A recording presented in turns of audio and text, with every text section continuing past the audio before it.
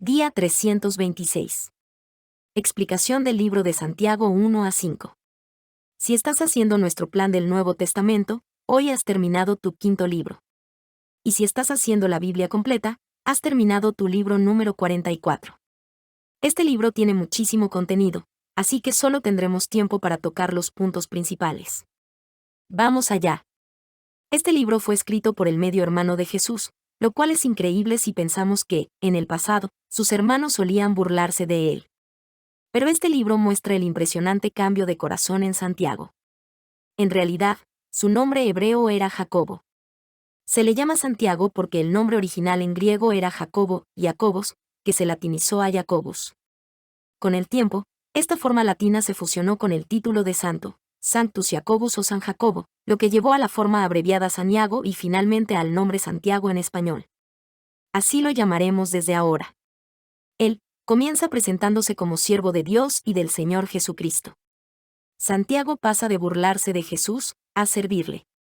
Esta carta fue escrita a la iglesia fuera de Israel, y eso es importante. Está dirigida a creyentes. Si la sacamos de ese contexto, puede parecer que este libro enumera cosas que debemos hacer para ganarnos la aprobación de Dios, en lugar de mostrarlas como señales de que le conocemos. A lo largo de los siglos, este libro ha causado bastante revuelo, porque parece defender la salvación por obras, lo cual contradice el resto de la Escritura. Pero si recordamos las reglas de interpretación bíblica, la primera es que la Escritura interpreta la Escritura. Y si recordamos el contexto y los lectores originales, todo eso nos ayuda a entender bien este libro. En el capítulo 1, Santiago habla de las pruebas que enfrenta la iglesia primitiva, pero les dice que en esas pruebas se desarrolla la constancia. Y la constancia forma parte de estar completos. La completitud o plenitud es la idea detrás de la palabra perfecto que vemos tanto en este libro. Solo Dios puede traer ese tipo de plenitud a nuestra vida. Este tema de las pruebas y la constancia impacta directamente a los lectores, porque fuera de Israel están soportando no solo persecución religiosa, sino también hambruna. Y Santiago, en Jerusalén, conoce esto de primera mano, está liderando la iglesia allí mientras sufre lo mismo, quizá incluso de manera más severa. No mucho después de esto, él morirá como mártir. Así que no solo sabe de lo que habla, sino que también vive lo que predica. Abre su carta animando a pedirle sabiduría a Dios. Dice que esta es una oración que siempre recibe un sí. ¡Qué promesa! Dios da sabiduría a todo el que la pide. Yo literalmente le pido esto a Dios cada día, y no voy a dejar de hacerlo. La verdadera sabiduría es el conocimiento de Dios, y es una de las herramientas que Él usa para moldear y restaurar nuestra vida rota hacia la plenitud. Es como perseveramos en las pruebas, como resistimos la tentación, como manejamos la riqueza y las bendiciones, y como caminamos en humildad y fe en todo momento. En este libro, Santiago habla repetidamente acerca de dominar la lengua, y lo difícil que puede ser. Él mismo sabe de esto, porque una vez usó su lengua para burlarse de Jesús. Lo entiende. Pero tuvo un cambio de corazón, y sabe que cuando el corazón cambia, eso se nota también en la manera en que hablamos. Comenzamos a vivir lo que creemos. De eso trata la verdadera plenitud. Él sabe que es fácil mentirnos acerca de nuestros motivos, lo dice en 1:22 y 1:26. Pero nuestras acciones revelan lo que hay en nuestro corazón. Y si nuestro corazón realmente confía en Jesús, caminaremos en obediencia a sus enseñanzas. Si ahora mismo te sientes como un completo fracaso, ánimo, este tipo de cambio suele ser un proceso dolorosamente lento. Ninguno de nosotros está donde quiere estar. Pero Dios nos adoptó en medio de nuestro pecado. Él sabía perfectamente en qué se estaba metiendo. Y no va a dejar que nadie, ni ningún pecado, te arrebate de su mano. Sigamos. Uno de los versículos más desconcertantes es 2, versículo 24, cuando Santiago dice: Ya veis que el hombre es justificado por las obras y no solamente por la fe. ¿Cómo?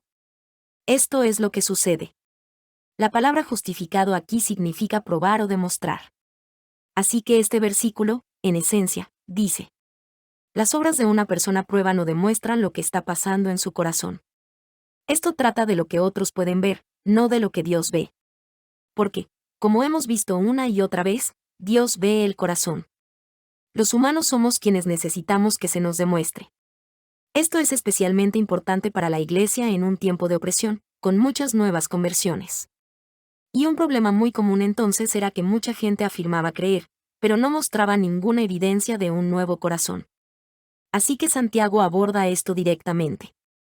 Recuerda cómo la gente dudó al principio de la conversión de Saulo, pensando que quería infiltrarse en la iglesia para perseguirlos aún más. Tenían buenas razones para querer pruebas de una conversión auténtica.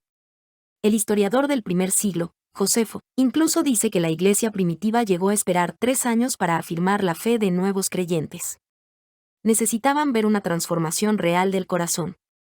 Cuando el Espíritu Santo no estaba obrando de forma fuerte y visible, la única evidencia de que alguien era un verdadero creyente eran sus actos, si sus obras lo justificaban ante los demás. Mostraban una plenitud que no existe sin conocer a Dios. Santiago sigue hablando de la sabiduría en el capítulo 3, y hasta nos da una imagen de cómo es en el versículo 17.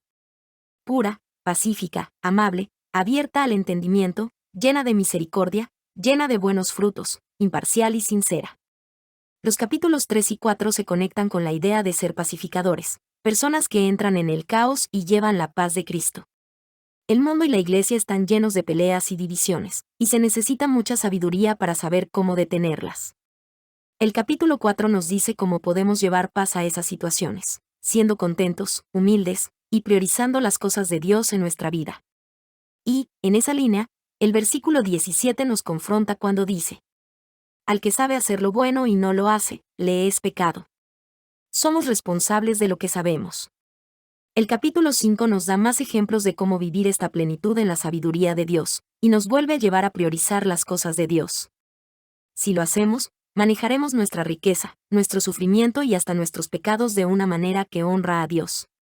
Y aquí llega mi visión de Dios de hoy. Nadie sale de este libro sintiendo que lo está haciendo todo bien.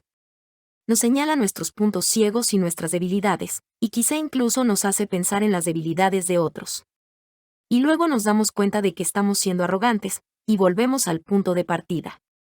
Pero recuerda, es bueno volver al punto de partida. No para sentirnos fracasados, sino para quitar la mirada de nosotros mismos y volver a ponerla en Él, donde abundan la gracia y la misericordia. Y así termina este libro Santiago. El último párrafo dice, en esencia: eres un pecador. No lo escondas. Sácalo a la luz. Pide ayuda. Cuenta a otros donde luchas, ellos también luchan y pecan. Juntos pueden pedirle ayuda a Dios, porque Él la dará. No estás solo en esto. Incluso menciona a Elías, un ser humano como nosotros, como ejemplo de lo que es posible cuando los pecadores buscan a Dios. Me encanta que este libro, tan rico, denso y desafiante, termine recordándonos que a Dios le encanta acercarse a quienes saben que son pecadores. Así que vamos, pecadores. Acerquémonos porque en Él encontramos nuestra mayor alegría.